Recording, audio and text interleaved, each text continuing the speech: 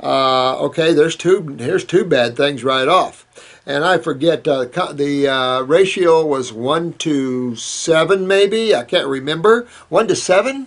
If you don't have 1 to 6, you've got a horrible formula. Blessed Herbs used all their formulas, which Richard Schultz would praise them in his books. That was 1 to 5, and I told Michael, I said, I want mine 1 to 4. What's the strongest you can make mine and still produce a tincture out of it, where you can halfway have a power hog, but halfway be able to sell it on the market? Because there's a point, like MediHerbs, where you're at 1 to 1, 1 to 2 concentrates, but you're not. You have 2 distillation processes. Well, you get too far out there, you start losing the power of the herb, in my opinion. I just know what herbs. That's been my plants are my love. I've been back in those areas consciously. That's my field. That's my love. So I know when a plant isn't happy. I know when a plant knows what it knows, and I'm a communicator of plants.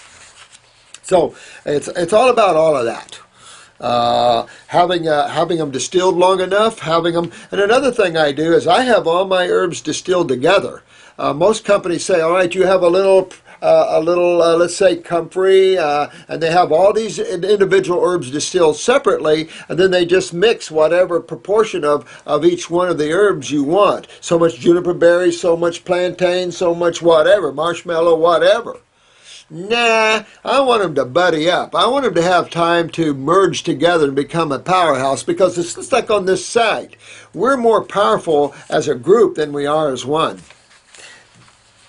Even though as a group, we must act as one. So thanks, C. Basie, and play me a tune. What makes your music more outstanding than the next? Because you're good at what you do, C. Basie. I mean, look at kind of knew he was going to get kicked off. He's very good at that music, but very few people like jazz type music. That is American Idol. But what makes those guys up there at the top 7 now? Because they're good at what they do. What makes Jimmy so good at what he does? Fleetwood Mac. What made Fleetwood Mac so good at what they did? They became their music. They literally became their music. I became my herbs, if you know what I'm talking about. Here is Footsie Free. Love the name, cute. I'm pretty much raw and eating veggies and some fruit plus very little meat. I would love, and that's okay, I would love to do more fruit, but it seems my body cannot handle the sugar content in them. Well, keep in mind, it isn't necessarily the sugar content. We think we taste something sweet like fruit, and oh, taste that. Now, these bananas aren't so sweet, so you don't feel so much of that in the banana.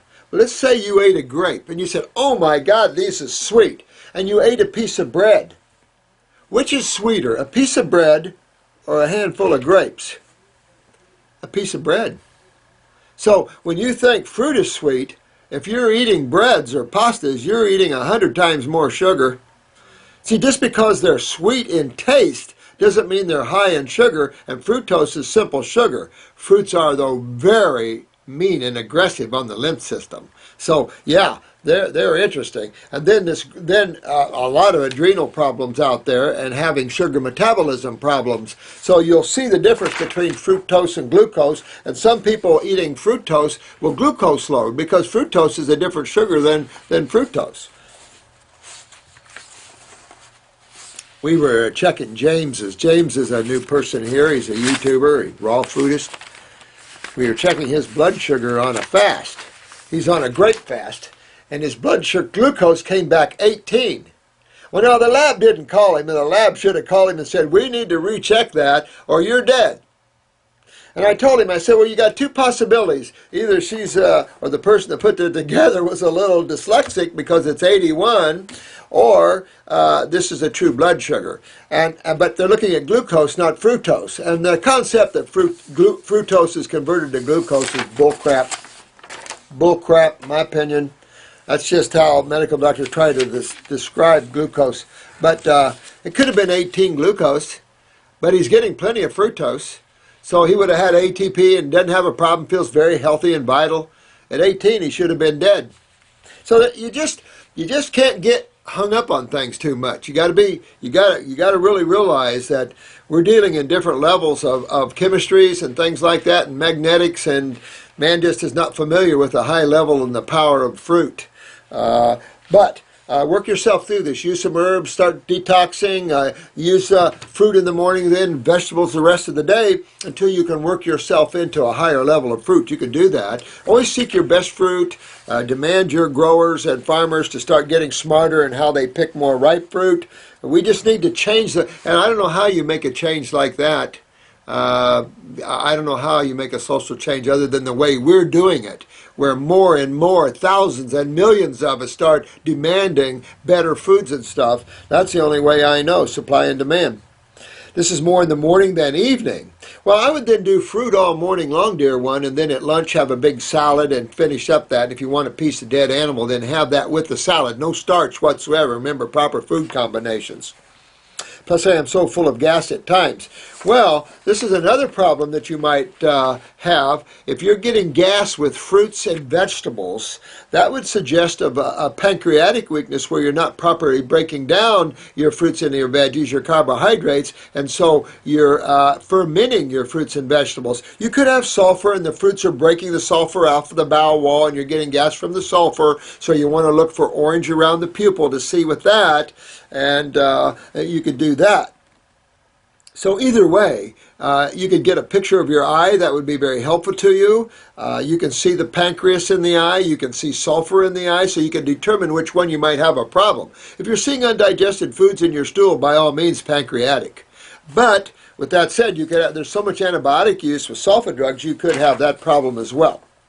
Not sure why my bowels react this way so much. Well, fruits are very cleansing and very aggressive to the bowel wall. This could be all sulfur on your bowel wall, and this is an irritant and a gas and that sort of thing. So keep looking at that. Thank you, Linda, for your question there. Beautiful question. But picture of your eyes should help you with that. Again, undigested foods would be you're not digesting your food better. I would do a pancreatic capsule formula then. If I was you, 2 or 3 times a day.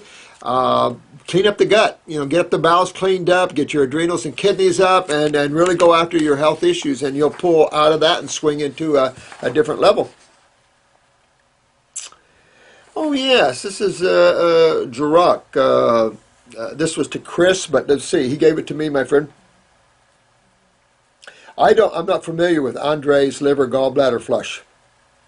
I'm real cautious about too much, and I've said this before, overstimulation, overspasming of tissue. It's okay if you really, do it once or something or twice to pop some of the bigger stones and get that out. But just the natural, you're actually in this health modality here. You're actually reversing why you're getting stones. You get stones in an acidic medium where you dissolve them in a base medium. I know you don't recommend algae, but you do use chlorella in your... I do, and you know what? I do it because of the high toxicity of the metals and stuff, and people use that. It's just that I'm not against them in any way, shape, or form. If you want to do palm scum, okay. I don't have a problem with them. I just don't use them like in my superfood blend where you're taking them on a daily basis and stuff. I'm really more a real plant-based instead of a single-celled organism in that way, even though we can say that it's, a very chlorophyll-rich thing. That's okay. I don't have a problem with them. But I'm more of a fruit, berry, and melon person in terms of that. But I have no problem with people doing it. And I'm not really overdown on that. And during a detoxification, I think it's good to set those things to a side and then later revisit them, okay? I'm okay with all things except real isolates. Where you're getting in your minerals isolated, your amino acids isolated, and some of this other bizarre chemistry out there that takes you nowhere. I was reading a lady was just in from must be my Friday, Hippocrates.